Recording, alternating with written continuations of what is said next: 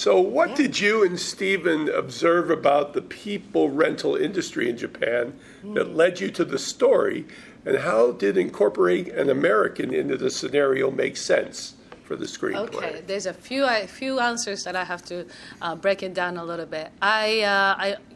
First one, bet Stephen was kind of randomly looking for a job that American can do in Japan. Right. And in that category, there's an English teacher, there's translator, there's all sorts of things. Dress up like a butler and then serve a tea to a Japanese woman, etc., etc. We have weird jobs, random jobs. Right.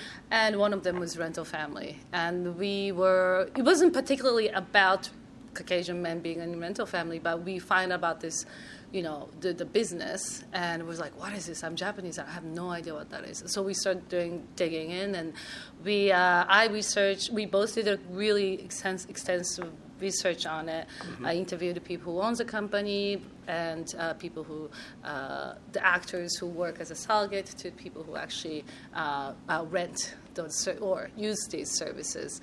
What I find out, we both collectively find out, is that the story that we hear usually, it feels a little bit more on the sad, depressing side if you hear it, right? You just hear it. Oh, I'm feeling lonely, etc., etc. But also what we found was people are just looking for a companion. Some of them are, again, let's say the really dark story would be a gentleman who lost his family during tsunami. Right. And he wants to celebrate one of his kids' birthday. So he wants to create the memory of it because the weight of losing the entire family in one day, it was just way too much. Two, somebody who just wants to be with somebody for 2 hours. Sure. So the service goes so many different directions, and lighter to heavier to something fun, which you see in the movie. Why a token white guy in Japan? Because I used to be a token Asian girl in Utah. I went to high school in Utah, and I was the one fish in the giant room. And while I was finding all this kind of loneliness when I first moved to America, I also finding great friends, and who now became my family. And in that year, it was just such an incredible experience that I just felt like, what does it look like if we flip the idea? Interesting. Yeah. So how did Brendan Fraser get involved, and what did you observe about him as an actor that is different in his American style than the Japanese actors who are trained within their culture? Great question. Thank you. Brendan it was just kind of love at first sight. I saw him in The Whale, and he was incredible playing Charlie, and there's that vulnerability I think we all saw. But then what I really loved was him being on the big screen doing a Q&A after the screening, and everything he said, the way he was to audience, the way he was talking and raving about the experience to the cast, and I just feel like he was a perfect one. Like I don't know how to explain. No. I just listened to my gut, and that was it. And the differences. Every actor's different, Like I think with Brendan, the casting was really finding my Philip, and then finding other characters. But for while we're shooting, Brendan is a natural gift, right? He's very expressive. Right. We talked a lot about the characters and what does it feel like being Philip, living in Tokyo. He came, a month or so earlier to see what that feels like.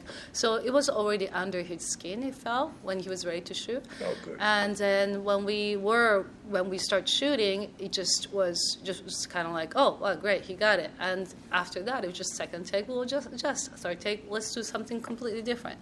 Now, other actors in Japan are also great, but every actors again works differently. Right. Mari was very much she really need to study everything about the characters, and we really talked about the backstory and how she's feeling in the moment, and we're just really building each individual scenes that way. And whereas Akira Emoto, the legendary actor, he was just ready to go, and we improvised a lot. So there's a little bit of everything. Great. Anyway, yeah.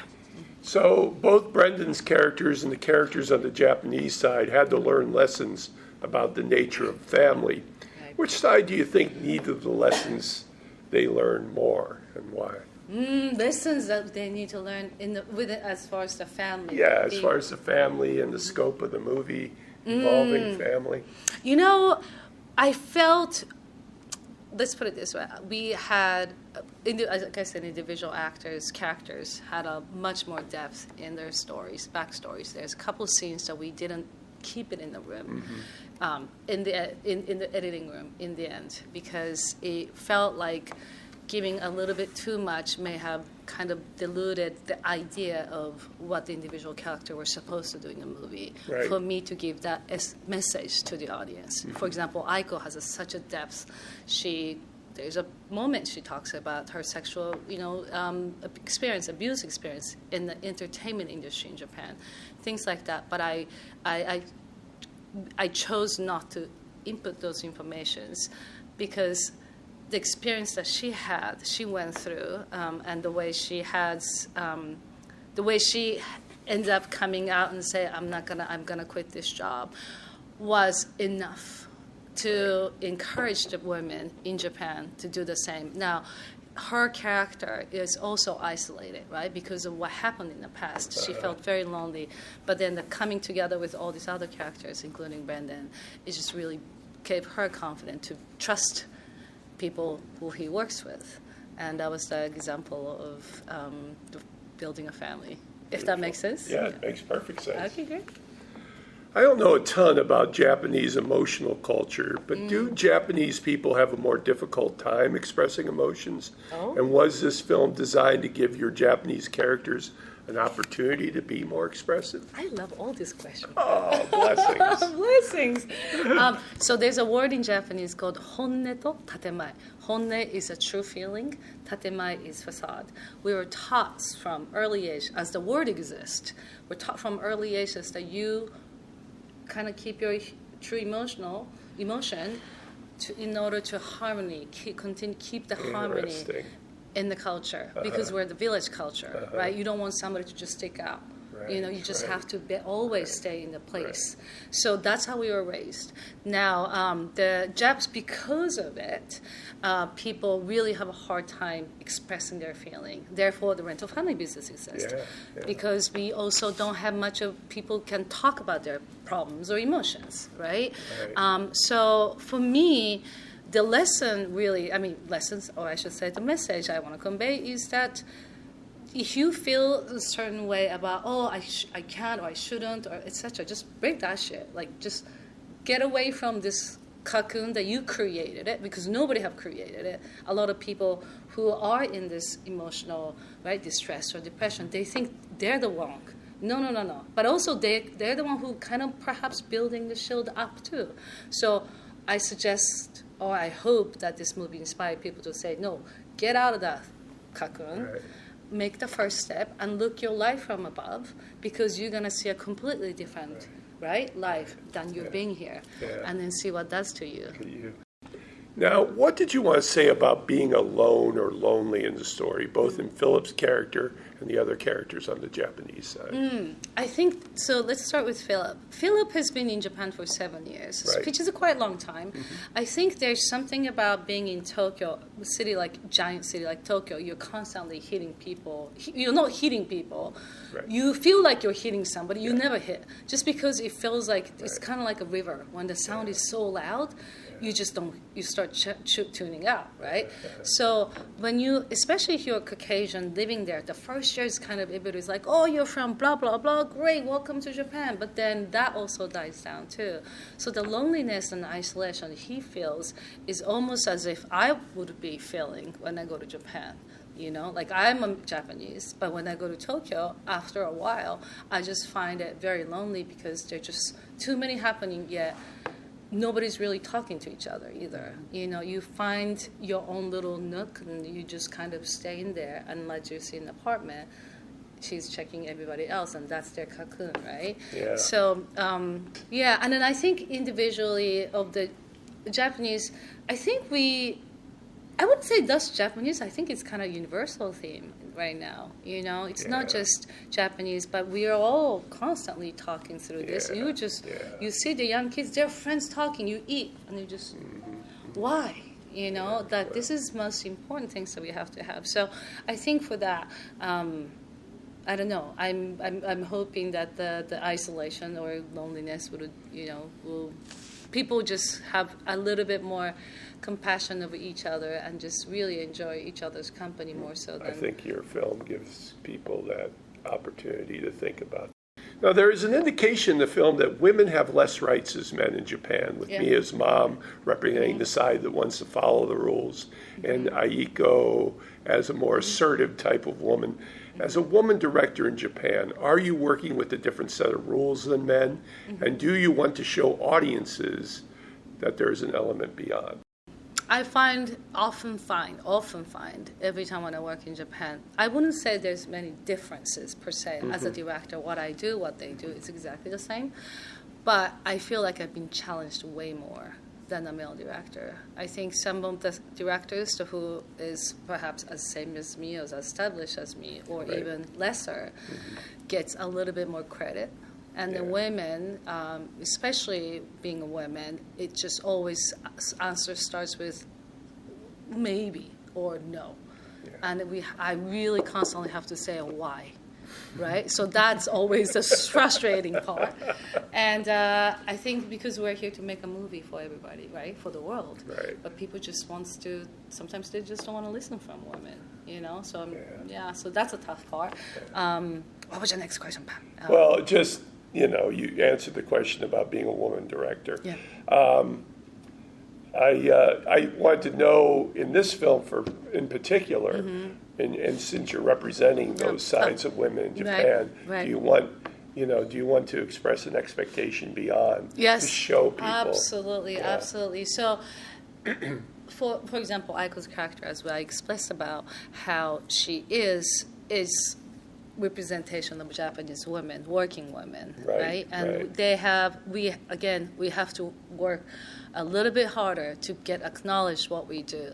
Yet if we go too hard, people's not gonna like you. People are gonna try to put you in a place, right? There's also a Japanese word called derukui wa utareru. If the nail sticks out, they will press it down. Derukui wa utareru. So I was told that as a kid. So don't be the nail that sticks out, because somebody's going to put you back to where it was. Amazing. So, that's crazy, right? But then that's how Japanese culture is. So, but for me, the reason why I wanted Aiko to have the same this job, apology service, which is also one of the very popular service that people do. And I want the Japanese women or worker, office lady, whatever that is, if you're going through the same stuff with Aiko, then you got to step up at sometimes.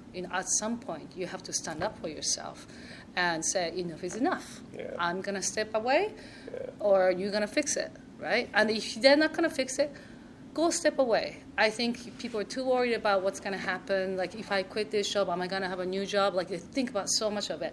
If you quit for your rights, something better is going to happen. And even though if that's a terrible situation you may go across, harder situation than what you was comfortable, it's still, that's all learning lesson. The challenge always makes us stronger, Right. So I really want that audience, people to understand that.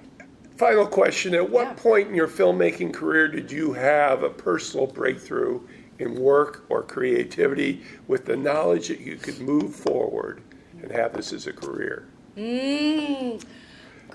You have so many great ones. I'm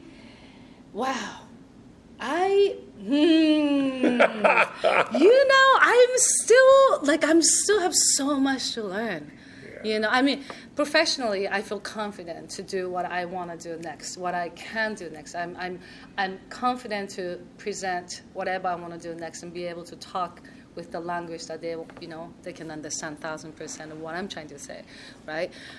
And but I think I knew I wanted to become a director from the very first short film I made. My thesis from Tsuyako, to got to the point of making Beef, which is right before this. And Beef felt really good, But while I was shooting, I have no idea where it's going to go. That's the TV show, That's right? the TV show, That's Beef. an amazing TV show, by the way. I Thank loved you. it. Good. Yeah. I mean, that's all teamwork, too. So it's like, but while you're doing it, you're just like getting work done, right? Like we did a cross-boarding shoot. It wasn't like a traditional block shoot, so it was chaos. Okay. And then I'm so glad the film, like the show did is such incredible. And I think when that happened, I was like, maybe I have a chance to continue work as a director. Well, there you go. So yeah, so this was as me really sharing my voice and what I want from what I hope for the audience to take away, and hopefully can be able to inspire